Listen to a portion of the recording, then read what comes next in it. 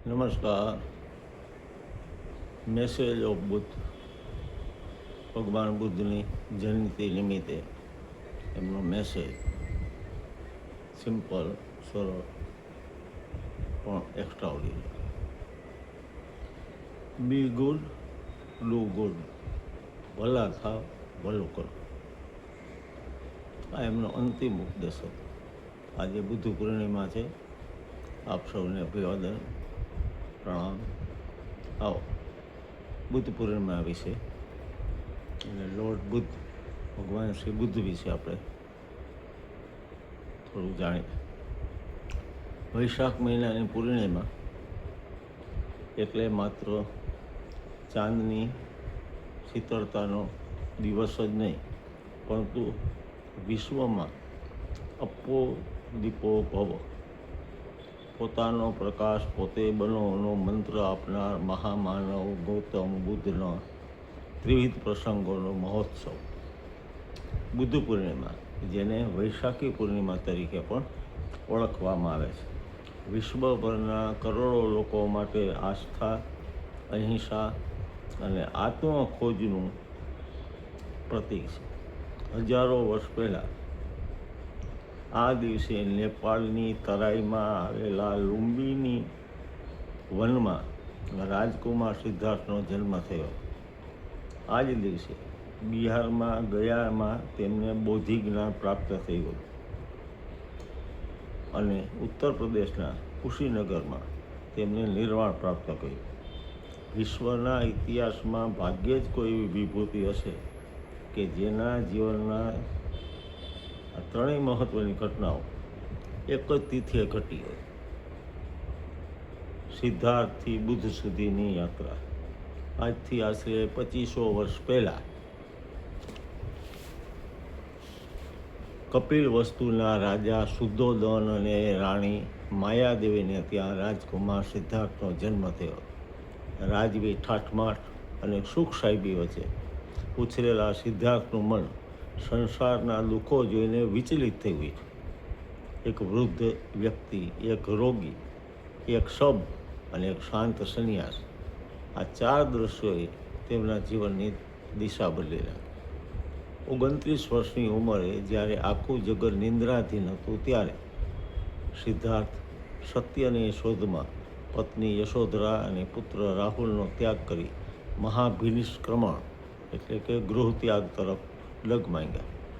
વર્ષોની કઠોર તપસ્યા બાદ 35 વર્ષની વયે બિહારમાં ગયા, હાલનું જેને બોધિ ગયા કહી છે, નિરંજના નદીના કિનારે એક પીપળાના વૃક્ષ નીચે વૈશાખી પૂર્ણિમાના દિવસે તેમને પરમ સત્યનું જ્ઞાન થયું.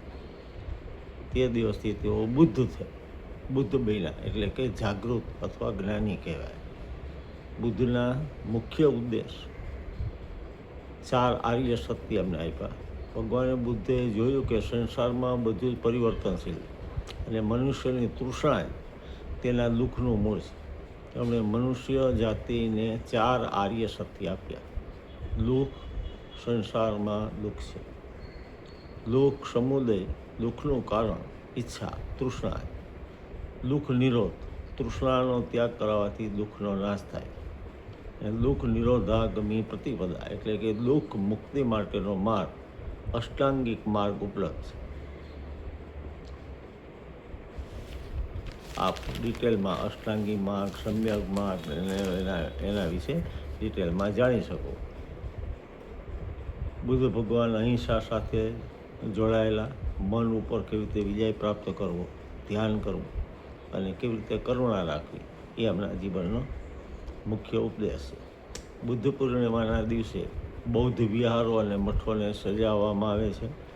શ્રદ્ધાળુઓ સફેદ વસ્ત્ર ધારણ કરી, કે જે પવિત્રતાનું પ્રતીક ગણાય છે, તે દિવસે વિશેષ રૂપે બૌદ્ધ ગયા એટલે કે સારનાથ, બૌદ્ધ ગયા અને સારનાથ, જ્યાં બુદ્ધે પ્રથમ ઉપદેશ આપ્યો હતો, ખાતે ભવ્ય ઉત્સવ ઉજવાય છે. લોકો આ દિવસે ભગવાન બુદ્ધની પ્રતિમા ઉપર પુષ્પ અર્પણ કરે, દીપ પ્રગટાવે અને બુદ્ધના પવિત્ર મંત્ર બુદ્ધમ શરણમ ગચ્છામિ, ધર્મમ શરણમ ગચ્છામિ, સંઘમ શરણમ ગચ્છામિ નું ગાન કરે છે. આ પર્વ પર જીવદયાનું વિશેષ મહત્ત્વ છે. પક્ષીઓને પાંજરામાંથી મુક્ત કરવા અને ગરીબોને અન્નદાન કરવું એ આ દિવસની મુખ્ય પરંપરા છે. આ પાવન પર્વ પર આપણે પણ સંકલ્પ કરીએ કે આપણે શાંતિના પથ પર ચાલશું, વાણીમાં મધુરતા રાખીશું અને આ જગતને થોડું વધુ સુંદર બનાવવામાં યોગદાન આપીશું. ભગવાન બુદ્ધના ચરણોમાં કોટી કોટી વંદન. સબ્બે સતા સુખી હોંતુ, બધા જીવ સુખી થાય. પ્રણામ. જય અરુણાચલ. આભાર. સંદેશની કટારનો કે જેની અંદર વિગતે બુદ્ધ પૂર્ણિમા વિશે 23મી એપ્રિલે એક લેખ આવી ગયેલો. આપ સૌને બુદ્ધ પૂર્ણિમાના અભિવાદન, પ્રણામ. જય અરુણાચલ.